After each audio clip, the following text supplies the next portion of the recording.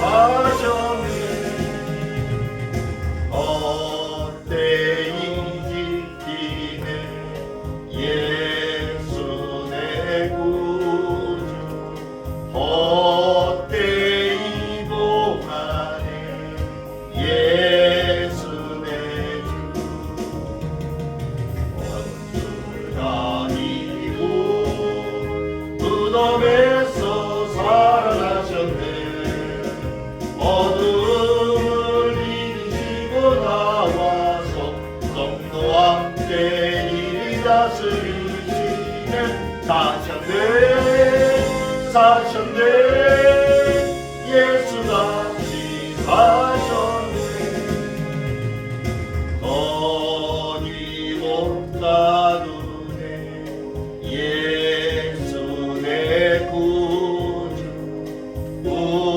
우리를 살리네 예수 내 주. 원수를 다 이기고 무덤에서 살아나셨네. 어둠을 이기시고 나와서 성도와 함께 이리 다스리시네. 사셨네 사셨네 예수 다시 사셨네. 그 다음 장 161장입니다.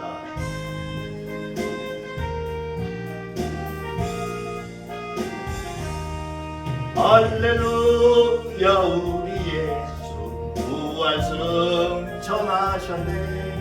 세상 사람 찬양하니 천사와 나가노라. 주 예수 부활하사 사망 권세 이겼네. 주 예수 부활하사 사망 권세 이겼네. 할렐루야 우리 예수 예수 왕이 되시고 우리들의 중보 되신 성령 증거하도다.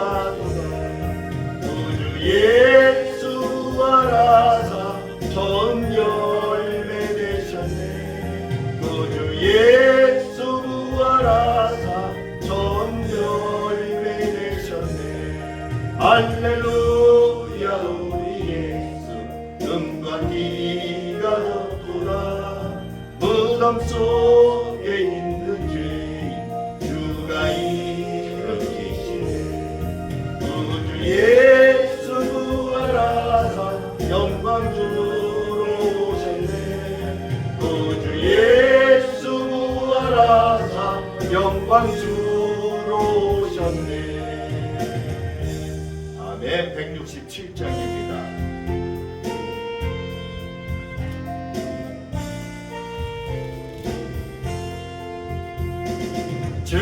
즐겁도다 이날 세세의 할만. 사망 권세 깨고 아들이 열려.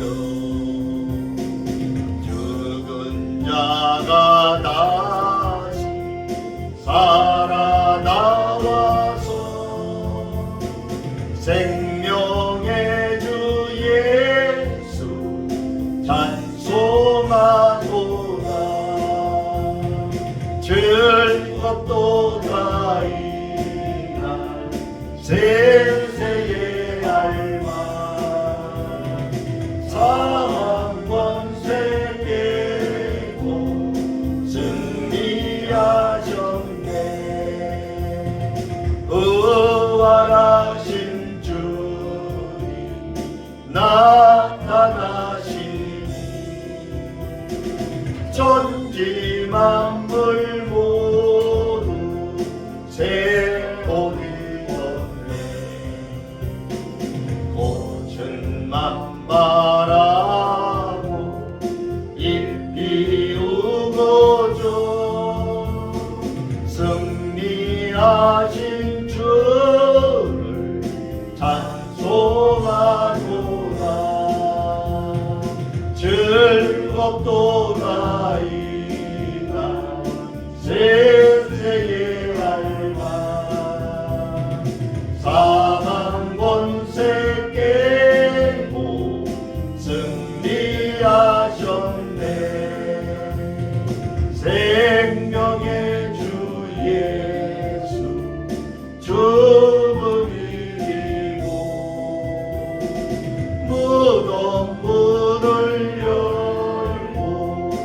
잘하셨네. 주의 말씀대로 이루어져서 사흘 만에 다시 살아나셨네. 즐겁도다 이날 세세의 알마. 사망 권세 깨고 승리하셨네. 아멘. 시간이 되었으므로 묵도하심으로 부활절 감사 예배로 아버지께 올려드리겠습니다. 묵도하십니다.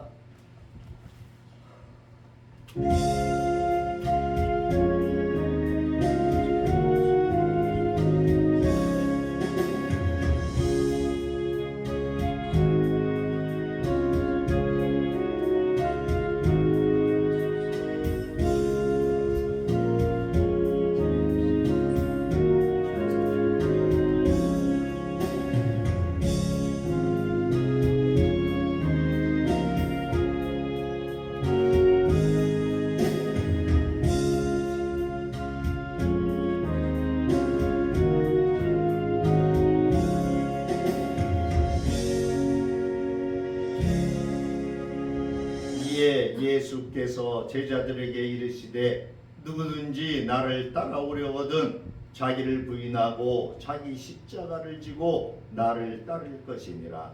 이를 위하여 너희가 부르심을 받았으니 그리스도도 너희를 위하여 고난을 받으사 너희에게 본을 끼쳐 그 자취를 따라오게 하려 하셨느니라.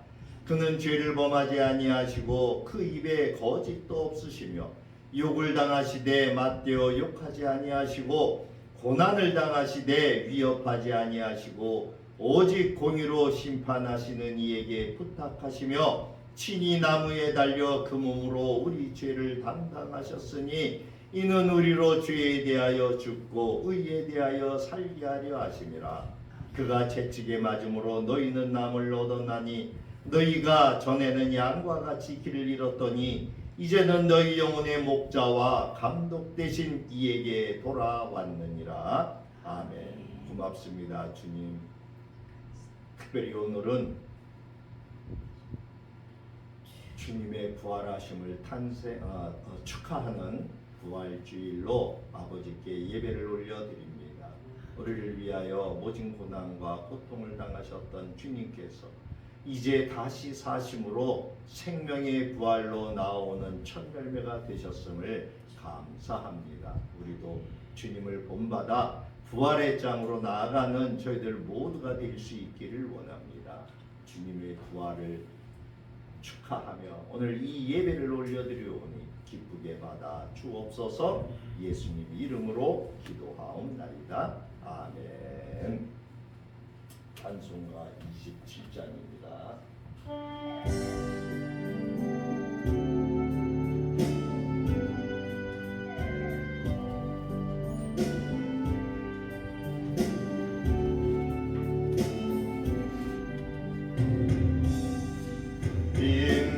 빛나고 높은 보좌와 그 위에 앉으신 주 예수 얼굴 영광이 해같이 빛나네. 해같이 빛나네. 지극히 높은 위엄과 한없는 자비를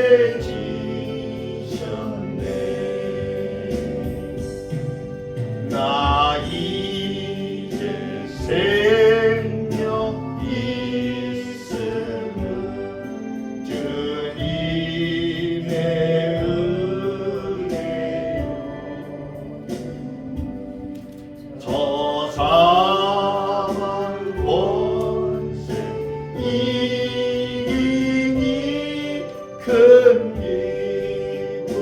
넘치네 큰 기쁨 넘치네 주님의 보좌 있는데 전한 이르러 더 영광 공소 배울 때 내 기쁨 넘치니 내 기쁨 넘치니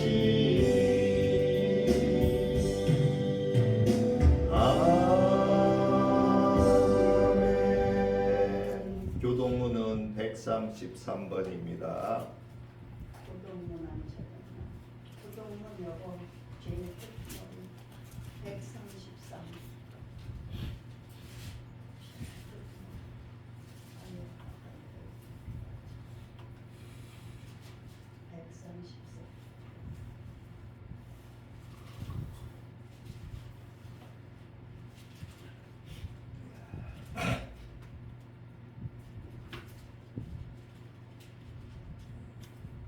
부활절 첫 번째 있는 말씀입니다. 우리 한 절씩 교독합니다. 교독.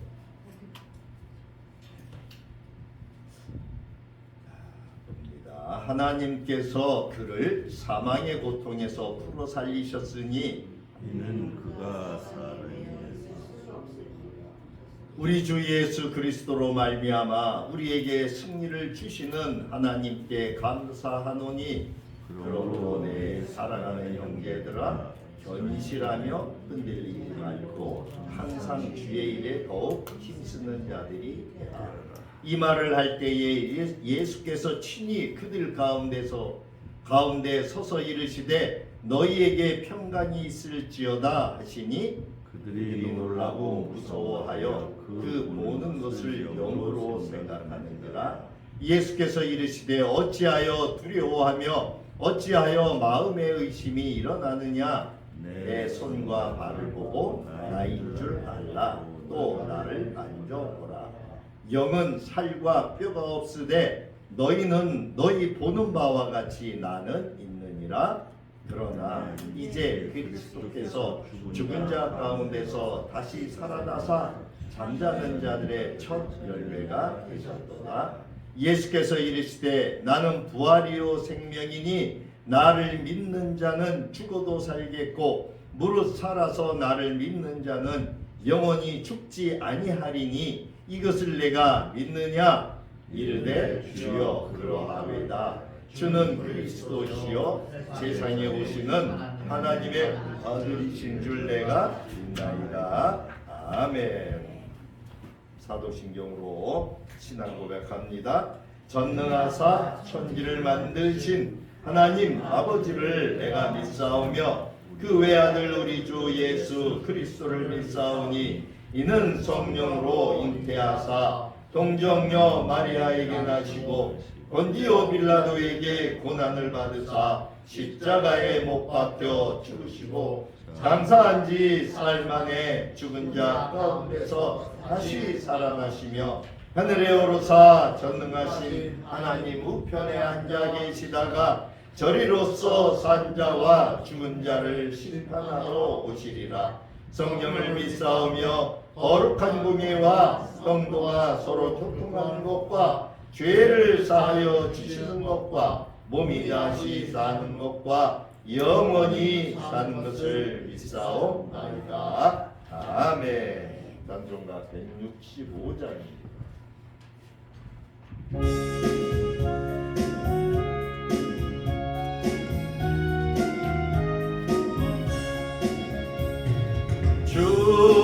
주님께 영광 다시 사신 주 사망 권세 모두 이기시던데 흰 옷 입은 저 돌을 옮겼고 누우셨던 곳은 비어 있었네. 주님의 영광 다시 사신 주 사망 권세 모두 이기시건대 부활의 주님 다시 나시사 두려움과 의심 물리치셨네. 주의 교회 기뻐 찬송하여라. 다시 사신 주님 죽음 이겨내. 주님의 영광 다시 사신 주 사망 권세 모두 이기시건대. 생명의 인등 영광의 주님 주님 없는 삶은 헛될 뿐이라. 주의 사랑으로 세상이 이기고 요란 건너 보냐 악의 앞서서 주님의 영광 다시 사신 주 사망 권세 모두 이기시었네. 아멘. 네, 공동 기도문을 보십니다.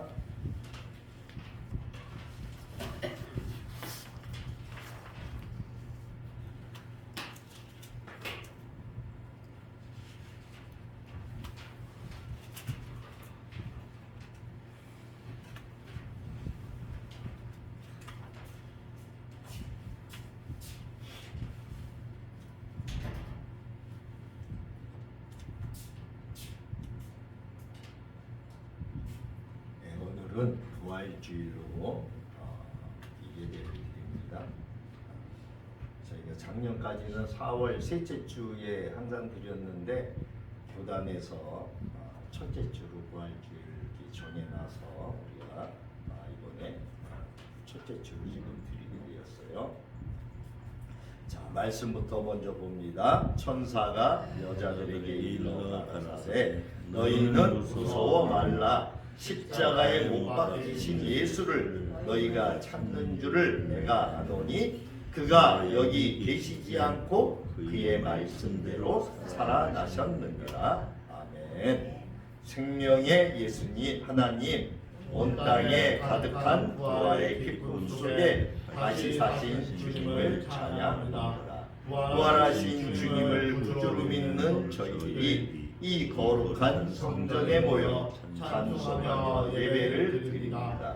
이 시간 저희 모두가 환희에 찬 감정을 가지고 소망에 찬 눈망울로 주님이 부활하신 이 아침을 찬양하게 하옵소서. 주님 앞에 부끄러운 심정으로 고백합니다. 과연 저희들이 부활의 신앙이 있는지 되돌아보지 않을 수 없나이다. 사람이 한번 죽으면 죽음으로 끝나는 것이 아니라 다시 부활하는 것이 주님이 보여주신 부활 사건인데 저희들은 이 사실을 믿지 못하고 부활할 수 없을 것으로 생각하며 살아온 것은 아니지요. 수많은 사람들이 목도하고 증거한 주님의 부활까지도 확실히 믿는 마음이 없었던 것은 아니지요. 저희의 믿음이 제대로 자라지 못한 까닭이 바로 거기 있음을 깨닫습니다. 주여 부활 신앙이 확실하지 못한 믿음을 솔직히 고백하오니 용서하여 주옵소서. 이제는 부활의 확신으로 말미암아 모든 문제를 해결하기를 원합니다. 부활의 확신으로 말미암아 모든 문제를 해결하기를 원합니다. 부활의 증거자로 나서기를 원합니다. 저희 심령에 부활의 소망을 가득 채워 주시옵소서. 자비로우신 주님, 주님의 부활의 터 위에 세우신 교회도 부활하신 주님의 권능을 세상에 증거할 수 있기를 원합니다. 죽음과 질병, 공포와 절망으로 살아가는 심령들을 부활의 주님을 모시고 찾아가서 위로해주고 사망 권세를 깨뜨려주는 교회가 되게 하시고, 저들이 교회의 문턱을 두드렸을 때에도 부활의 주님을 배웠고 새로운 소망과 기쁨이 넘칠 수 있게 하옵소서. 이 민족 이 백성도 부활의 주님을 만나게 하시고 부활의 주님을 바라볼 수 있는 눈을 열어 주시기를 원합니다. 이 백성이 부활의 신앙으로 바로 설 때 하나가 될 수 있다는 것을 깨닫게 하시고 신실한 일꾼들이 넘쳐나고 정직이 강같이 흐르는 민족이 될 수 있다는 것을 깨닫게 하시옵소서. 이 땅의 백성들이 진정으로 주님을 의지함으로 주님의 복을 받아 누리는 삶을 살게 하옵소서. 오늘도 부활의 복된 소식을 대언하시기 위하여 단위에 세우신 목사님을 기억하시고 권세 있는 말씀으로 저희의 잠자는 신앙을 다시 깨울 수 있는 말씀이 되게 하옵소서. 예배의 시종을 주님께 의탁하오며 저희들에게 산 소망이 되시는 주 예수님의 이름으로 기도드립니다. 아멘. 하나님 말씀은 마가복음입니다. 마가복음 14장 22절에서 25절. 신약 성경 80페이지입니다.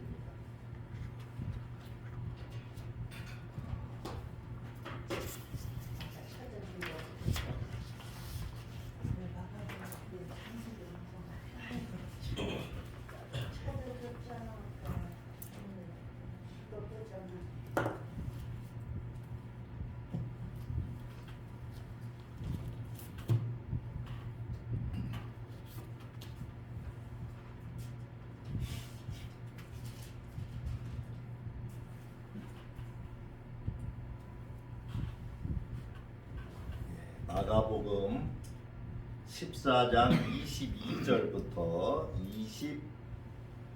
25절까지 있는 말씀을 우리 한 목소리로 같이 합독합니다. 22절입니다. 그들이 먹을 때에 예수께서 떡을 가지사 축복하시고 떼어 제자들에게 주시며 이르시되 받으라, 이것은 내 몸이니라 하시고 또 잔을 가지사 감사기도 하시고 그들에게 주시니 다 이를 마시매 이르시되 이것은 많은 사람을 위하여 흘리는 나의 피 곧 언약의 피니라. 진실로 너희에게 이르노니 내가 포도나무에서 난 것을 하나님 나라에서 새 것으로 마시는 날까지 다시 마시지 아니하시리라 하시니라. 아멘. 오늘은 지난 한 주간을 우리가 돌아보며 고난 주간과 성찬식의 의미에 대한 말씀으로 우리가 은혜를 받기를 원합니다. 오늘 성찬식을 하려고 했는데 시간이 너무도 촉박하고 오래 걸릴 것 같아서 성찬식은 다음 주에 좀 하기로 하고, 성찬식을 하기 전에 주님이 예루살렘 성에 들어가셔서 이제 십자가에 달리시기까지 어떠한 일을 하셨고, 그리고 이 성찬식, 오늘 우리가 읽었던 본문의 말씀처럼 마지막 만찬을 하셨어요. 이 만찬 하신 것을 우리가 기억하면서 이 성찬식을 하는 거예요. 초대교회 때는 예수님을 생각하면서 예배 때마다 성찬식을 했어요. 그래서 매일같이 성찬식을 했겠죠. 예수님이 예수님이 불과 얼마 전까지만 해도 살아계셔서 예루살렘을 돌아다니시면서 복음을 전하셨습니다. 근데 그분이 십자가에 못 박혀 돌아가시고 다시 부활하신 3일 후에 부활하셨는데 우리는 3일이라고 이야기를 하잖아요. 3일이라고 이야기를 해요. 근데 따지고 보면은 이틀이죠. 왜? 금요일 날 돌아가시고 토요일 날 무덤에 계시고 일요일 날 부활하셨으니까.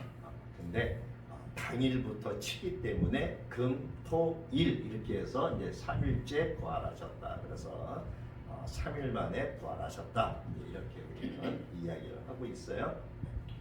그래서 마지막 그 만찬 때에 예수님께서 이제 이 성찬식을 하셨어요. 우리가 이 만찬 예수님이 하신 이 마지막 만찬을 우리가 부활 때에 부활절 그리고 추수감사절 때 이제 지금은 보통 1년에 한 2번 또 특별한 때에 하죠. 그렇게 한 이유는 너무 자주 하니까 또 너무 가벼이 생각을 해요. 이 성찬식을. 그래서 우리 예수님의 그 우리 피와 또 예수님의 몸을 먹는 이 기념하는 이 만찬 성찬식을 너무 자주 하다 보니까 또 예수님의 이 성찬식에 대해서 가볍게 생각해서 지금은 부활절 때 그리고 추수감사절 때 이렇게 2번 또 때에 따라서 임직식이나 이렇게 저기가 있을 적에 하는 이러한 교회들도 있습니다. 지난 주간에 우리가 지난 주일은 보통 종려주일이라고 하죠. 부활주일 전의 주일을 종려주일이라고 해요. 이 종려주일은 예수님께서 십자가 죽음을 위해서 예루살렘 성으로 들어가신 그 날이에요. 그래서 그것을 기념하기 위해서 종려주일이라고 하는데 왜 종려주일이냐? 예수님이 그 어린 나귀를 타시고 예루살렘에 들어가실 때에 많은 사람들이 이 종려나무 가지를 흔들었어요. 그러면서 호산나 호산나를 불렀어요. 그래서 종려주일이라고 해요. 이 종려나무 가지를 흔들었기 때문에 그들이 예수님을 반겼어요. 왜? 예수님께서 이 땅에 계시면서 하나님 나라의 복음도 전파해 주셨지만 병든 자들을 고쳐주셨잖아요. 치유해 주시고 죽은 자도 살리시고 여러 가지 일을 하셨어요. 그러니까 이들이 많은 환영을 했어요. 예루살렘 성에 들어올 적에 종려나무 가지를 흔들면서 호산나 호산나. 이 호산나라고 하는 말은 구원하소서, 지금 우리를 구원해 주소서, 이러한 뜻이에요. 그래서 그 백성들이, 이스라엘 백성들이 종려나무 가지를 흔들면서 예수님을 부르면서 호산나 호산나 이렇게 환영한 데서 붙여진 이름이에요. 그래서 종려주일로 그렇게 우리가 보통 부릅니다. 그리고 이제 시작되는 월요일부터 고난주간이 시작이 되죠. 고난주간이 시작이 돼요. 그래서 금요일 날 예수님이 십자가에 달려 돌아가시는 그날을 우리가 성금요일 이렇게 부르고 있어요. 아무튼 이 월요일 첫째 날은 마가복음 11장 15절에서 18절에 있는 말씀을 보니까 이에 가르쳐 이르시되 기록된 바 내 집은 만민이 기도하는 집이라 칭함을 받으리라 하지 아니하였느냐. 너희는 강도의 소굴로 만들었도다. 이 첫째 날은 예수님이 예루살렘 성에 들어가니까 성 안에 수많은 장사치들이 있었어요. 예수님이 이 예루살렘 성 안에 들어가니까 성전에 재물을 매매하는 자들을 가득했어요. 그래서 예수님은 그들을 내쫓으시면서 하신 말씀이에요. 이 대제사장들과 서기관들은 성전을 자기의 이익을 채우려는 목적과 수단으로 전락을 시켰어요. 그래서 제사를 위한 그 희생 제물들을 팔게 그렇게 했고 과도한 이익을 남기면서 환전을 하게 하기도 했어요. 그래서 예수님께서는 이 장사치의 소굴로 변해버린 이 하나님의 전을 갖다가 만민이 기도하는 집을 너희는 강도의 소굴, 욕심의 소굴로 만들었다라고 그들을 꾸짖으십니다. 예수님의 이 행동의 결과로 대제사장들과 서기관들이 원성을 사죠. 그러나 예수님은 두려움 없이 이 일을 행하셨어요. 예수님의 십자가 이 고난의 길은 이 부패한 인간의 탐욕을 뒤엎고 그리고 본래 하나님께서 원하셨던 그러한 말씀대로 돌려놓는 온전한 생명의 길로 나가는 그 길이었어요. 둘째 날 화요일은 이제 논쟁을 벌이게 되는 날이었어요. 예수님은 인류 구원을 위한 희생 제물이 되기 전 화요일에 집중적으로 이스라엘 백성들을 가르치셨어요. 화요일 오후에 감람산 위에서 예루살렘을 내려다보면서 예수님께서는 비유로 가르치셨어요. 그리고 바리새인들에게 경고의 말씀도 하셨어요. 그랬더니 예수님께 어떤 한 율법사가 예수님께 질문을 해요. 이 내용이 마태복음 22장 36절부터 40절에 나옵니다. 선생님, 율법 중에서 어느 계명이 가장 큽니까? 이렇게 질문을 해요. 예수님은 마음과 목숨과 뜻을 다해서 하나님을 사랑하고 이웃을 자기 자신과 같이 사랑하라고 이렇게 가르치십니다. 예수님은 우리가 마땅히 해야 할 것, 즉 하나님께서 우리를 사랑하신 것처럼 너희도 하나님을 사랑하고 하나님으로부터 받은 그 사랑을 이웃들에게 나누어야 된다, 이렇게 말씀하신 거예요. 그러고 났더니 이 사두개인들이 예수님을 난처하게 만들려고 예수님을 함정에 빠뜨리려고 또 질문을 해요. 그 질문의 내용은 뭐냐? 율법에 의하면은 형이 결혼하여 자식을 낳지 못하고 죽으면은 그 동생이 그 형수와 결혼해서 자식을 낳아서 형의 대를 이어야 한다. 이것이 모세의 율법에 있습니다. 그런데 이들이 질문하는 것은 이 형제가 7이 있는데 이렇게 자식을 다 낳지 못하고 이 7 형제들이 죽었다는 거예요. 그래서 이 7 형제가 이 한 여자를 아내로 취했다면은 부활할 때에 이 여자가 7 형제 중에 누구의 아내가 되는 것입니까? 이러한 질문을 해요. 이 당시에 이 사두개인들은 유대 사회에서 이 귀족에 속하는 사람들이었어요. 그리고 제사장 직분을 독점했어요.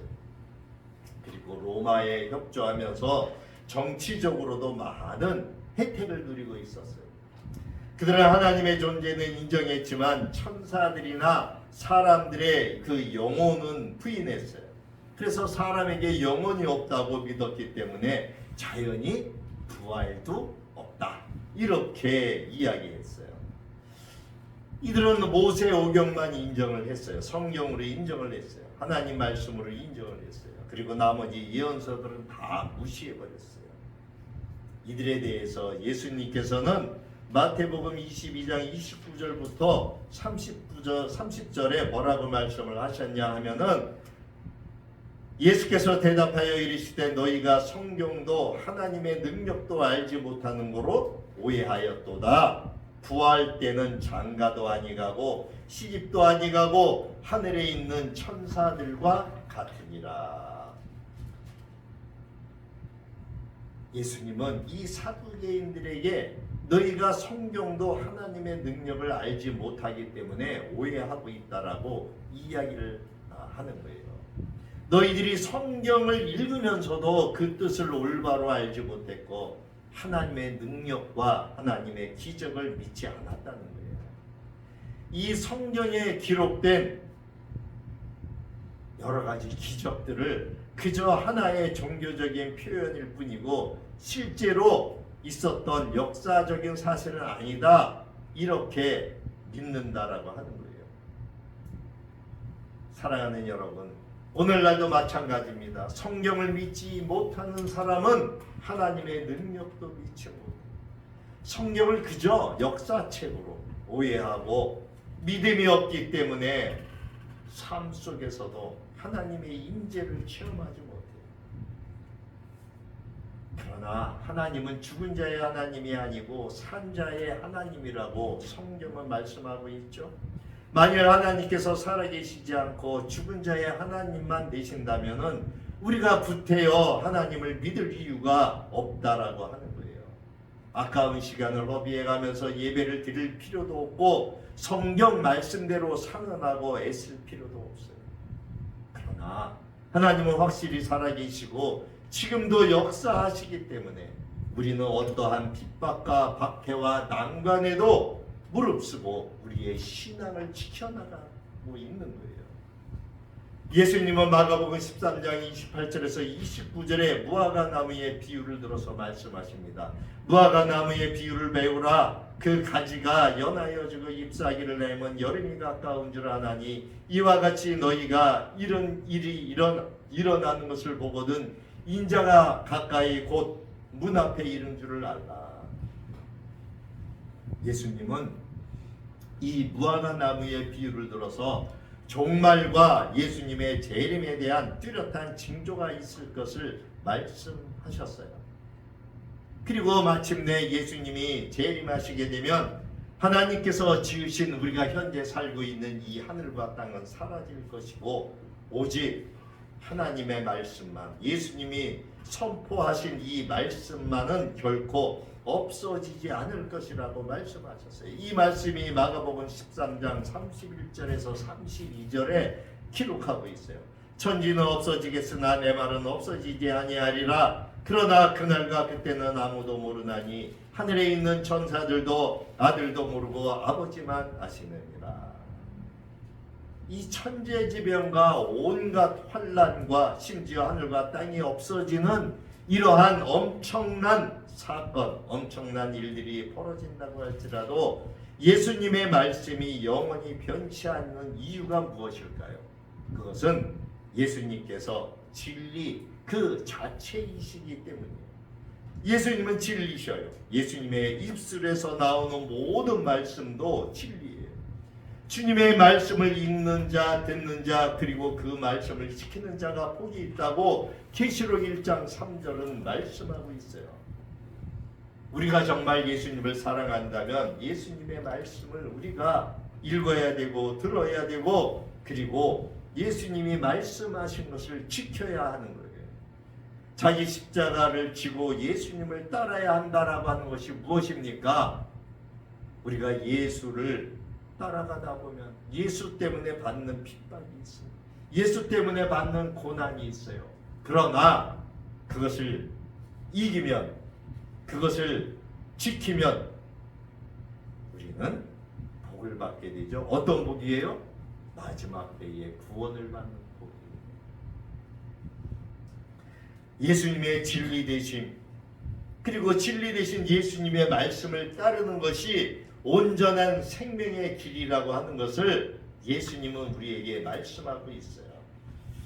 넷째 날 제4일째 되는 날 수요일에는 어떤 한 여인의 헌신이 있었어요. 예수님께서 식사를 하고 계실 때 한 여인이 자신에게 가장 소중한 것을 예수님을 위해서 정성껏 사용합니다. 그녀는 예수님을 진정 사랑했어요.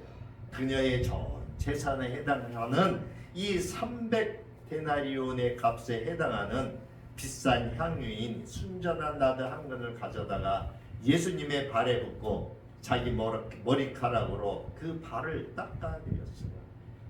제자들은 이것을 보고 화를 내며 그것을 팔아서 가난한 사람들에게 주면 좋았을 것을 왜 쓸데없는 낭비를 하느냐고 그녀를 비난했어요. 그런데 예수님은 그녀를 칭찬하셨죠. 그리고 그녀의 헌신을 기쁘게 받으시면서 최상의 찬사를 하셨어요. 그리고 조용히 죽음을 준비하셨어요. 마태복음 26장 13절은 이렇게 기록합니다. 내가 진실로 너희에게 이르노니 온 천하에 어디서든지 이 복음이 전파되는 곳에서는 이 여자가 행한 일도 말하여 그를 기억하리라. 요한복음 12장 7절 8절에도 이렇게 말씀하고 있습니다. 예수께서 이르시되 그를 가만두어 나의 장래할 날을 위하여 그것을 간직하게 하라. 가난한 자들은 항상 너희와 함께 있거니와 나는 항상 너희와 항상 있지 아니하리라. 여러분, 이 자신의 전부를 헌신한 이 여인은 누구일까요? 그 대답이 요한복음 12장 1절에서 3절의 말씀이 있습니다. 6월절 엿새 전에 예수께서 베다니에 이르시니 이곳은 예수께서 죽은 자 가운데서 살리신 나사로가 있는 곳이라. 거기서 예수를 위하여 잔치할새 마르다는 일을 하고 나사로는 예수와 함께 앉은 자 중에 있더라. 마리아는 지극히 비싼 향유 곧 순전한 나다 한 근을 가져다가 예수의 발에 붓고 자기의 머리털로 그의 발을 닦으니 향유 냄새가 집에 가득하더라. 이 여인은 죽었다가 살아난 나사로의 동생이었던 마리아예요. 이 베다니에 사는 마르다와 이 마리아는 오라버니 나사로를 살려주신 그 예수님에게 감사의 뜻을 표현하고 싶어서 잔치를 베풀었어요. 그리고 바로 그 잔치 자리에서 마리아는 이 값비싼 향유를 예수님의 발에 부었어요. 그녀는 이렇게 자신의 마음을 표현하고 싶었던 거예요. 그녀의 행동은 예수님의 은혜를 잊지 않는 데서 비롯된 감사의 행동이요 참된 헌신이었어요. 사랑하는 성도 여러분, 참된 헌신은 은혜를 잊지 않고 감사하는 것으로부터 출발합니다. 우리는 셀 수 없는 은혜를 받았어요. 그런데 그 은혜를 받고도 그저 그냥 우연일 뿐이다, 또는 내가 똑똑하고 잘나서 생긴 당연한 결과라고 그 은혜도 있고 감사도 있고 오히려 불평불만하고 그렇게 원망하고 사는 사람들이 교인들 가운데서도 얼마나 많이 있습니까? 마리아는 이 감당할 수 없는 은혜를 주신 예수님의 사랑에 자신이 드릴 수 있는 것은 자신이 모아왔던 이 가장 귀한 이 향유, 그것을 아낌없이 다 드렸다라고 하는 거예요. 한두 방을 사용해서 드릴 수도 있었어요. 그러나 300데나리온에 해당하는 그 큰 값어치에 해당하는 그 향유를 아낌없이 다 드렸어요. 이 마리아가 사용한 이 나드라는 식물의 뿌리와 줄기에서 추출한 이 고급 향유예요. 이 300데나리온이라고 하는 이 돈은 베단이라고 하는 이 시골 촌동네에 사는 그들에게는 엄청나게 큰 돈이었을 거예요. 그러나 이 마리아에게 있어서 돈의 많고 적음은 전혀 문제가 되지 않았어요. 누가 시켜서 마지못해 하는 그런 형식적인 감사가 아니었기 때문이었어요.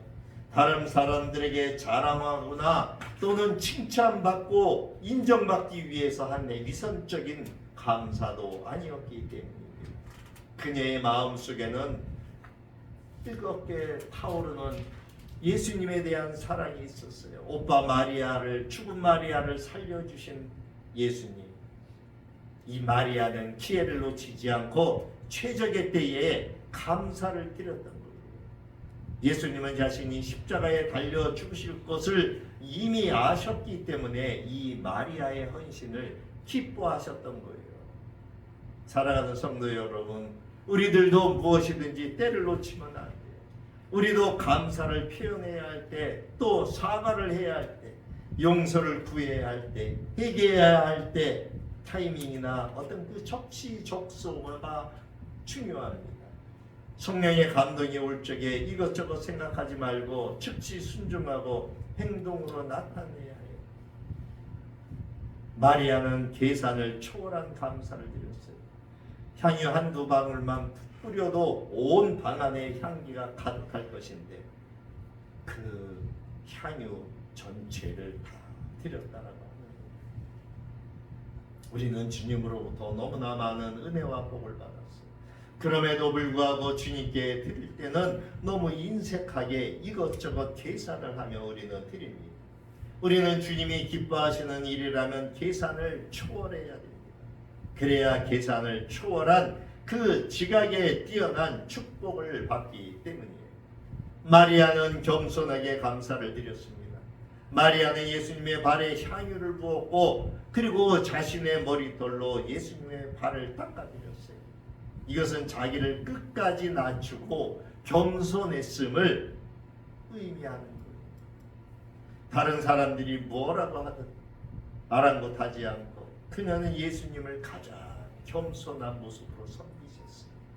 예수님도 우리를 가장 겸손한 마음으로 섬기셨죠. 그래서 예수님은 마구간에 오셨고 자기의 몸을 자기의 피를 우리를 위해서 아낌없이 다 내어주셨어요. 과연 우리는 어떤 자세로 예수님을 섬기고 있을까? 우리는 이것저것 따지고 계산하고 생색내고 그러한 교만한 모습으로 우리 자신을 드러내고 있지 않았을까요? 우리가 하나님께 감사하고 많은 현금을 치렀을지라도 그것을 기억하거나 생색내며 어떤 결과를 기대하면서 교만한 마음을 품어서는 안 되는 것이에요. 이 교만한 마음은 그 교만한 사람은 하나님이 기뻐하시는 감사를 드릴 수가 없어요. 물질의 양이 많아도 사랑과 정성이 없는 사람이 있는가 하면 물질의 양은 적어도 온 마음과 정성으로 하는 사람이 있어요. 하나님은 언제나 우리의 마음과 중심을 보시는 분이시기 때문에 우리는 하나님의 마음을 생각을 해봐야 됩니다. 제5일째 되는 목요일은 세족식을 하시고 오늘 우리가 읽었던 최후의 만찬을 하셨어요.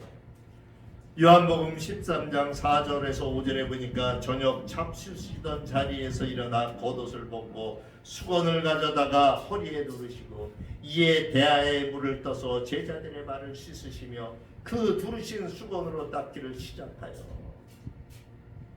예수님께서 제사장들에게 잡히시기 전날인 바로 이 목요일 주님은 희생과 섬김, 사랑의 약속을 위해 제자들에게 자신을 내어주셨습니다. 예수님은 곧 수치와 고난의 십자가를 지셔야 하지만 제자들은 여전히 누가 크냐, 예수님이 왕이 되셨을 적에 나는 오른쪽 나는 왼쪽에 이렇게 자리를 달라고 그들은 그거에 그러한 문제로 다투고 있었어요. 예수님은 질투와 경쟁으로 가득 차 있는 제자들에게 그 제자들의 발을 씻기셨어요. 제자들은 당황했어요. 베드로는 절대 자기 발을 씻을 수 없습니다. 안 됩니다. 거절을 했어요. 왜냐하면 이 당시에 허리에 수건을 두르고 대야에 물을 떠서 발을 씻기는 이러한 행동은 그 당시에 노예가 주인을 섬기는 행동이었기 때문에 근데 선생님이었던 예수님이 자기들보다 높으신 분에도 불구하고 자기들의 발을 씻긴다라고 하는 것은 있을 수가 없는 일이었어요. 그럼에도 예수님은 제자들의 발을 씻어주시면서 서로 발을 씻어주라고 말씀하셨어요. 요한복음 13장 14절에 이렇게 말씀합니다. 내가 주와 또는 선생이 되어 너희의 발을 씻었으니 너희도 서로 발을 씻어주는 것이 옳으니라. 이 서로 발을 씻어주는 것은 섬김의 실천을 의미해요. 서로 사랑하라. 서로 발을 씻어줘라. 서로 용서해라. 서로 침을 줘라. 서로 덕을 세우라. 서로 남을 낮게 여기고 무엇보다 사랑으로 서로 충분해라. 예수님이 제자들의 발을 씻어주긴 근본적인 이유는 무엇일까요? 제자들을 사랑하셨기 때문에.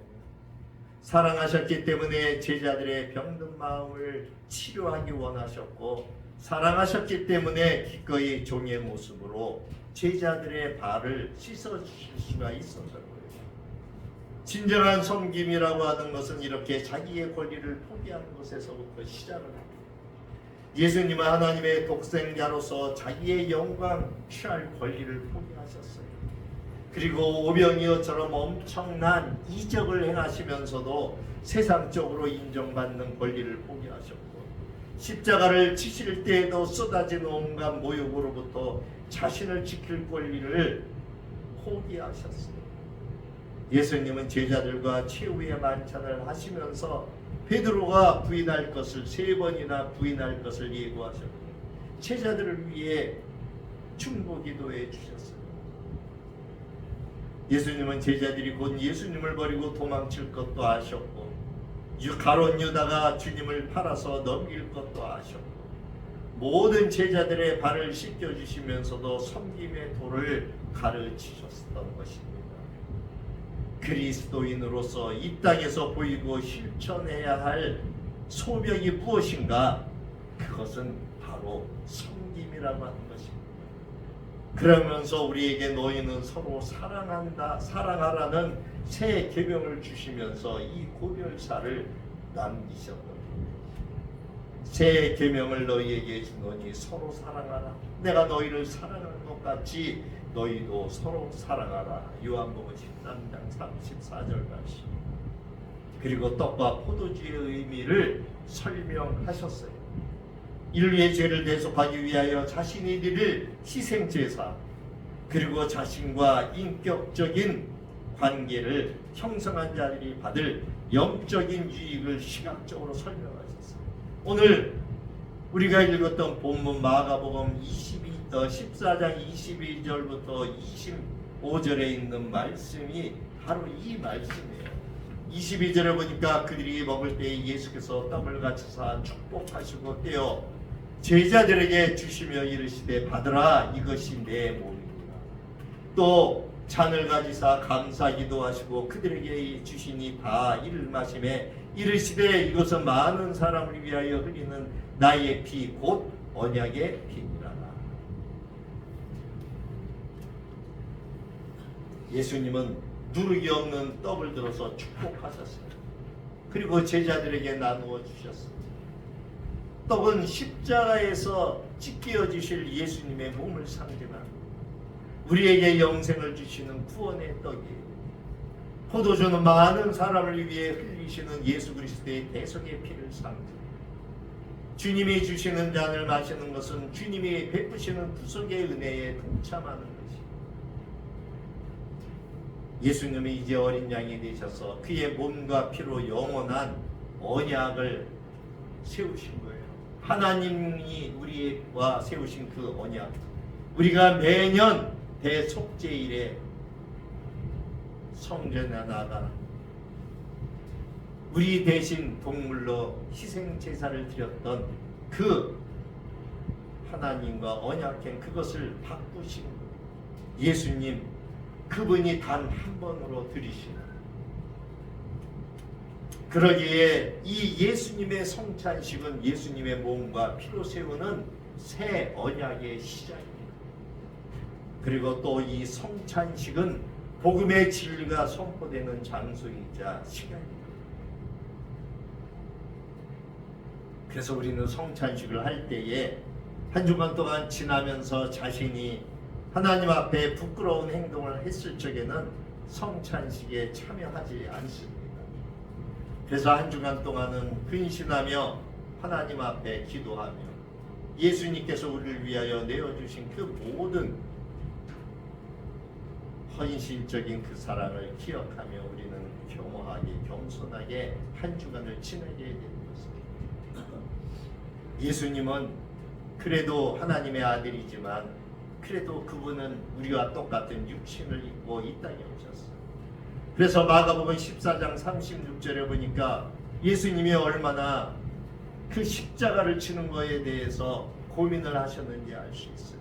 마가복음 14장 36절에 보면 이르시되 아빠 아버지여 아버지께는 모든 것이 가능하오니 이 잔을 내게서 옮기시옵소서.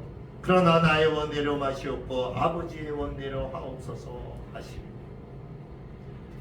하나님의 계획은 확정되어져 있었던 거예요. 그러나 예수님은 우리와 똑같은 인간의 몸으로 또 인간의 성정을 가지셨기 때문에 이 십자가의 처참한 고통을 몸소 겪으셔야 했던 예수님은 슬픔과 번민 속에 하나님께 기도하고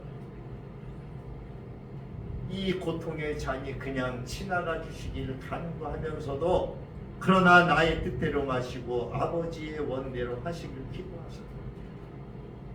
그리고 자신이 그 잔을 마시지 않고는 안 되는 것으로 하나님의 뜻이 확고하다면은 복종하겠습니다라고 하는 강력한 의지를 표현하고 있습니다. 예수님이 이러한 기도를 하고 내려왔을 적에 제자들은 피곤해서 육신에 피곤하고 잠만 자고 있었죠. 예수님은 그 제자들에게 너희가 한 시간도 깨어 있을 수 없느냐? 그러고 또 기도하러 가셨어요. 그리고 또 가서 땀방울이 빗방울이 되고 기도하셨어요. 그리고 이제 때가 되었으니까 이제 예수님이 제자들에게 와서 뭐라고 하시는지 마가복음 14장 41절에서 42절은 이렇게 말씀합니다. 세 번째 오사 그들에게 이르시되 이제는 자고 쉬어라. 그만 되었다. 때가 되었다가 보라 인자가 죄인의 손에 팔리느니라. 일어나라 함께 가자. 보라 나를 파는 자가 가까이 왔느니라. 예수님은 자기 백성을 죄에서 구원하시기 위해서는 이 십자가의 고통을 대신 지어야 함이 하나님의 뜻이었고 예수님은 기꺼이 그 뜻을 따르셨어요. 그토록 피하기를 원했던 고난의 길. 그러나 예수님은 담대히 그 길을 가기로 마음을 먹으시잖아요. 자신을 배신할 줄 알지만 제자들을 향한 사랑으로 성경을 실천하신 그 예수님, 쓴지 아니라도 하나님의 뜻이라면 받아들이셨고 따르셨던 그 예수님, 예수님의 이 사랑과 그 헌신, 오늘 우리가 예수님을 따르는 제자가 된 자로서 우리가 과연 이러한 삶을 살아갈 수 있는지 묵상하기를 간절히 축원합니다. 이제 마지막 제6일째 되는 성금요일 예수님이 십자가에 달려 돌아가시는 그날에 이날은 예수님이 십자가에 달려 돌아가심으로 이제 완전히 우리는 생명의 길로 나아갈 수 있는 길이 열렸죠. 마태복음 26장 45절에서 46절에도 보라 때가 가까이 왔으니 인자가 죄인의 손에 팔리느니라. 일어나라 함께 가자. 보라 나를 파는 자가 가까이 왔다. 이렇게 말씀하셔요. 예수님께서는 십자가에 달리신 그 장소 헤골이라고 하는 골고다죠. 히브리어로는 골고다라고요. 라틴어로는 갈보리라고요. 갈보리산은 나무가 자라지 않고 풀한폭이 자라지 않는 바위 투성이의 민둥산이 있어요. 제가 이스라엘 갔을 적에 이 헤골 골고다라고 하는 그 길을 걸어서 십자가에 달린 갈보리 그 산까지 올라갔었어요. 같이. 아이고 얼마나 힘들었는지 다리가 막 발도 아프고 손바닥도 아프고 그 아주 그 예수님이 십자가를 지시고 올라가셨던 그 길을 똑같이 따라가는 거예요. 근데 그 산이 민둥산이에요. 진짜 나무 나무 하나 풀 한 폭이 없는 그냥 바위산이 바위산. 예수님은 여기 오전 9시경에 십자가에 못 박히셨어요. 그리고 12시쯤에 온 땅에 어둠이 임하셨고 그리고 하늘은 빛을 잃어버렸고 바위는 터지고 땅을 진동했다고 성경은 기록하고 있습니다. 오후 3시경쯤 예수님이 돌아가셨어요. 성전의 휘장이 위에서 아래로 찢어지고 하나님은 하늘의 징조와 땅의 징조, 성전의 징조를 보여주셨어요. 하나님의 마음이 얼마나 고통스러웠는지를 보여주셔요. 근데 이러한 일들이 성경에 보니까 마지막 때 예수님이 다시 오실 적에 이러한 징조가 나타납니다. 자, 이 황폐한 언덕 위에 예수님은 두 명의 죄수 사이에 매달려 있었어요. 참을 수 없는 고통을 겪으셨어요. 여러분 생각해 보세요. 아침 9시에 십자가에 달리셨는데 오후 3시에 숨을 거두셨으니까 몇 시간 동안 매달려 있었던 거예요? 6시. 숨이 막히고 고통이 심해지는 가운데서 예수님은 7가지 당부를 하시죠. 7가지 말을 하시죠. 첫 번째가 뭐냐? 우리를 향해서 하나님 아버지를 향해서 우리의 죄를 사하겠다. 누가복음 23장 34절에 예수께서 이르시되 아버지여 저들을 사하여 주옵소서 자기들이 하는 것을 알지 못하고 온갖 모욕과 수치 조롱과 멸치를 당하여 색죽으로 신문받으시고 십자가에 못 박히신 예수님은 6시간 동안 고통 가운데 십자가에 달려계셨습니다. 극심한 고통과 모욕 속에서도 예수님은 제일 먼저 우리를 용서해 달라고 하나님께 기도하셨어요.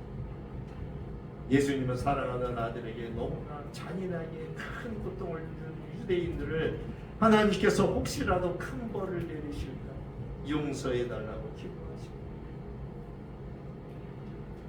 두 번째는 누가복음 23장 43절에 보니까 예수께서 이르시되 내가 진실로 내게 이르노니 오늘 내가 나와 함께 낙원에 있으리라.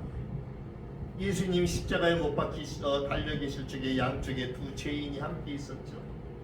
근데 그 죄인 중 하나는 예수님을 비난하죠. 내가 그리스도냐?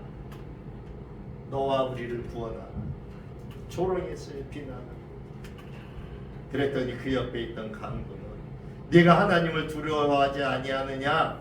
우리는 우리가 행한 일 때문에 상당한 보응을 받을 것이지만 너는 이 사람이 행한 옳은 것들을 이 사람이 행한 것은 옳지 않은 것이 하나도 없다. 그러면서 예수님을 바라보면서 예수님 당신이 당신의 나라에 임하실 적에 나를 기억해 달라고 예수님께 부탁을 해요. 그랬더니 예수님이 뭐라 그래요? 내가 오늘 나와 함께 낙원에 있습니다. 그 마지막에서도 예수님은 회개하고 참회하는 자에게 구원의 길을 열어주시죠. 세 번째 말씀은 요한복음 19장 26절에서 28절에 예수께서 자기와 자기의 어머니와 사랑하시는 제자가 곁에 서 있는 것을 보시고 자기의 어머니에게 말씀하시되 여자여 보소서 아들이시니이다 하시고 이 예수님은 어머니를 이 마리아를 어머니가 아닌 여자라고 하는 호칭으로 불러요. 이 당시 사회에서 이것은 가장 극존칭이에요. 마리아를 육신의 아들로서가 아니라 공적인 위치 곧 세상죄를 지고 가는 하나님의 어린 양 구세주로서 이 마리아를 대하고 있는 거죠. 마리아는 비록 육신적으로는 예수를 낳았다 할지라도 죄인 중에 한 사람일 뿐이에요. 근데 이제는 아들 예수가 아닌 모든 사람의 대속으로 십자가를 지시는 대속의 주 그리스도로 바라봐야 된다는 거예요. 그리고 제자 요한에게 부탁하죠. 내 어머니니까 그를 보살피라고 부탁합니다. 겟세마네 동산에서 십자가에 붙잡히던 그 때에 요한을 비롯한 모든 제자들이 다 도망을 갔어요. 누구보다도 예수의 사랑을 가장 많이 받았던 이 제자 요한은 다시 돌아왔어요. 그리고 가슴을 졸이며 십자가 안에서 자책하고 있었어요. 그 실패한 요한을 향해서 주님은 동정하는 눈빛으로 말씀하실 거예요. 어떤 말씀을 하셨을 것 같아요? 베드로에게 하셨던 그 말씀과 같은 그 말씀을 하셨을 것 같아요. 내가 지금 십자가 아래 있는 것으로 나는 이미 너의 실패와 잘못을 다 용서했다. 나는 너를 안다. 너의 연약함, 나를 향한 사랑도 안다. 내가 너를 사랑한다. 누가 뭐라고 해도 나는 너를 믿는다. 아마 이 요한에게 용기를 줬습니다. 그러면서 이 어머니 마리아를 부탁해서 네 번째 말씀은 마가복음 15장 34절의 제9시에 예수께서 크게 소리 지르시되 엘리 엘리 라마 사박다니 하시니 이를 번역하면 나의 하나님 어찌하여 나를 버리셨나이까 하는 거죠. 예수님은 우리와 똑같은 인간이셨기 때문에 이 6시간 동안 제9시면은 우리의 시간으로 보면 오후 3시예요. 예수님은 그 고통이 너무나 크셨기 때문에 엘리 엘리 라마 사박다니, 즉 나의 하나님 어찌하여 나를 버리셨나이까 이렇게 부르짖어요. 예수님은 하나님의 아들이셨지만 인간의 몸으로 오셨기 때문에 나약한 인간으로서 겪은 이 고통을 몸소 겪으셨다. 그리고 5번째 하신 말씀은 요한복음 19장 28절에 그 후에 예수께서 이 모든 일이 이미 이루어진 줄 아시고 성경을 응하게 하려 하사 이르시되 내가 목마르다 하시니, 주님의 목마르신 것은 바로 우리 인생의 목마른 것에 대한 것이죠. 목마른 인생은 우리는 예수님을 만나야 되는 거예요. 그래서 예수님의 배에서 생수가 강같이 흘러나오는 거예요. 우리는 이 생수를 마시게 됩니다. 우리의 심령이 목말라 할 적에 예수님을 바라봐야 됩니다. 그러면 우리의 마음이 평안해지고 우리는 힘을 얻어 다시 살아갈 수 있는 거예요. 그리고 6번째로 요한복음 19장 30절에 예수께서 신 포도주를 받으신 후에 이르시되 다 이루었다 하시고 머리를 숙이니 영혼이 떠나 가시리라. 예수님은 십자가 위에서 영혼이 떠나시기 전에 마지막으로 이 finish, 즉 다 이루었다 이렇게 말씀하셨어요. 이 주어 it은 무엇을 말씀할까요? 하나님의 계획, 그리고 예수님이 이 땅에 오신 그 사역, 이 다 이루었다라고 하는 말씀은 다 끝났다 그게 아니에요.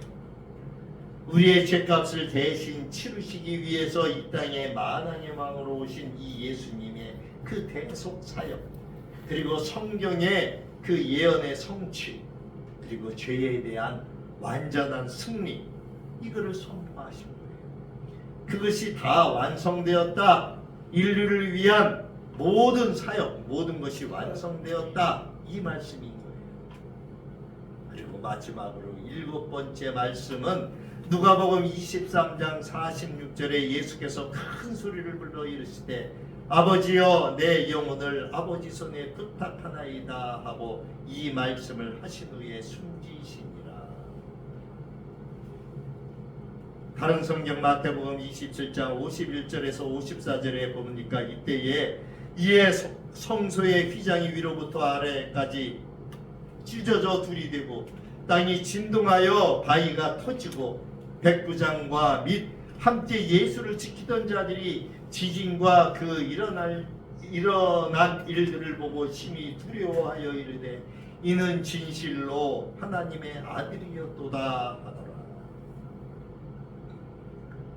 하나님의 백성이라고 자방하는 이 유대인들은 하나님의 독생자 예수를 죽음으로 몰아넣었고 가장 가까이에서 모든 것을 목격한 이 백부장과 군인들이 고백을 합니다. 이 사람 진짜 하나님의 아들이요. 이분이 진짜 하나님의 아들이요. 이 성소의 휘장이 찢어짐으로 이제 대제사장만이 1년에 한 번 들어갈 수 있었던 이 지성소에 이제는 언제든지 누구든지 담대하게 하나님께 예배할 수 있는 특권을 가지게 되었다는 것. 예수님의 십자가가 없었다면 우리는 죄인인 우리는 지금 이 자리에 이렇게 나와 예배를 드릴 수가 없어요.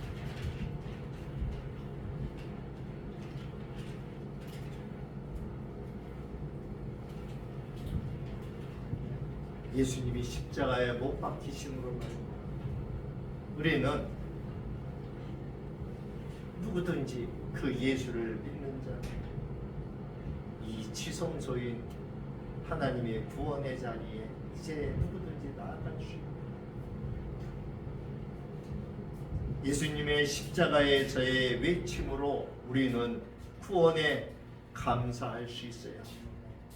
예수님께서 그 핏값으로 주신 온전한 생명을 우리는 이제 하나님 나라를 확장하는 일에 헌신해야 합니다. 우리에게 비추는 이 은혜의 빛을 통하여 죄가 더 이상 우리에게 오지 못하도록 해야 합니다.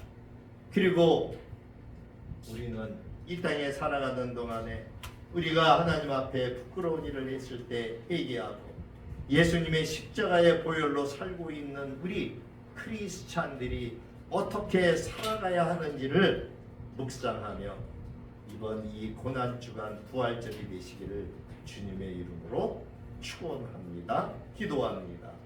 우리를 위하여 독생자를 내어주신 하나님 아버지, 주님의 피값으로 후원해 주신 그 감격을 잊지 않게 하시고 저희를 누구보다도 더 사랑하시는 주님의 사랑을 깨닫게 하시고 우리 주님의 발자취를 따라가는 거룩한 삶이 되게 하여 주옵소서.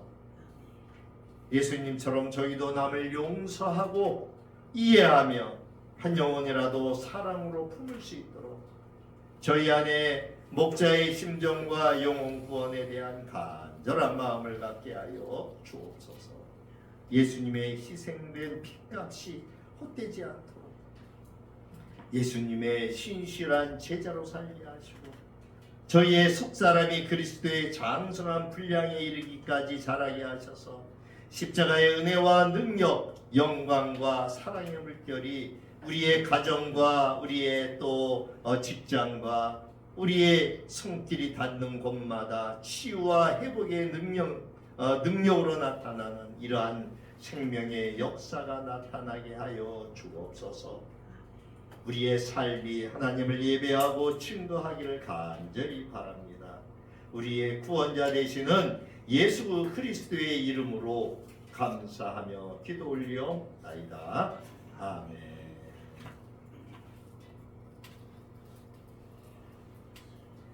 찬송가 559장 찬양하며 헌물 올려드립니다. 빨리 끝났네. 엄청 빨리 시간이 오래 걸릴 것 같아. 빨리 했더니 말이 빨랐죠? 안 빨랐어요? 네. 559장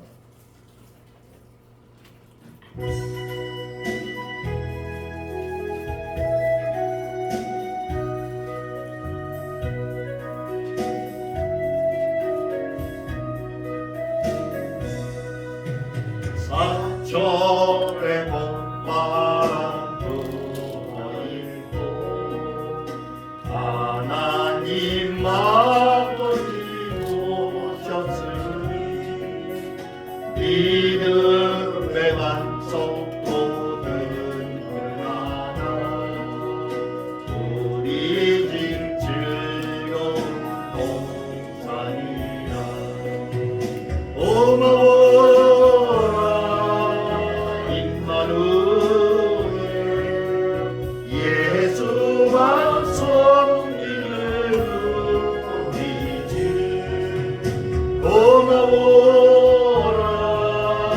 임마누엘 복되고 즐거운 하루하루 어머니 우리를 보이시고 동기들 사랑에 뭉쳐있고 기쁨과 소름도 같지하니 한간의 조가로 전국이라 고마워라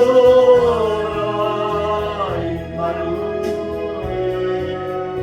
예수만 섬기는 우리 집 고마워라 임마누엘 복되고 즐거운 하루하루 아침과 저녁에 수고하여 다같이 일하는 온 식구가 감사의 눌러서 먹고 마셔 여기가 우리의 낙원이라 고마워라 임마누엘 예수만 섬기는 우리 집 고마워라 임마누엘 복되고 즐거운 하루하루 드려진 내용을 위하여 기도합니다. 고맙습니다 주님. 부활주의를 맞이하여 주님이 우리를 위하여 하셨던 한 주간의 행적들을 저희가 되돌아 보았습니다. 그리고 마지막 만찬을 행하신 주님의 그 귀한 뜻을 저희가 살펴보았습니다. 하나님, 다음 주에 저희가 성찬식을 하려고 합니다.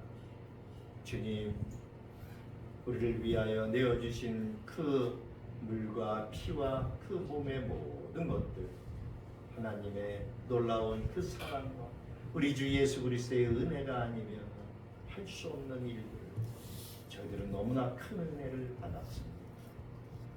하나님 감사합니다.